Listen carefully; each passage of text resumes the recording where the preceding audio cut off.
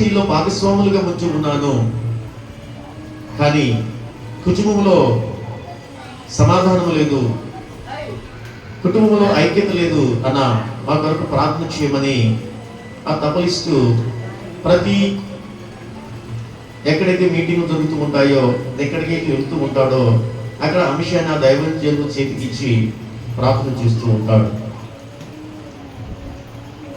ఎంతటి వ్యక్తి అయినను, ఎటువంటి పరిస్థితులు ఉన్న వ్యక్తి అయినను సమస్య ఎదిరినప్పుడు బంధువులకి, రక్త సంబంధులకి, స్నేహితులకి ఎవరికి చెప్పుకున్న ప్రయోజనం లేదు. కానీ మనము దేవుని యొక్క సన్నిధిలోనికి రాగలిగి, దేవుని చేతులు పెట్టి దైవజనుల చేత మనము ప్రార్థన చేయించుకోగలిగి, నిండుగా ఉపవాసం ఉండి దేవుని సన్నిధిలో ప్రార్థన చేయగలిగితే తప్పక మన సమస్యలకు పరిష్కార మార్గము దొరుకుతుంది.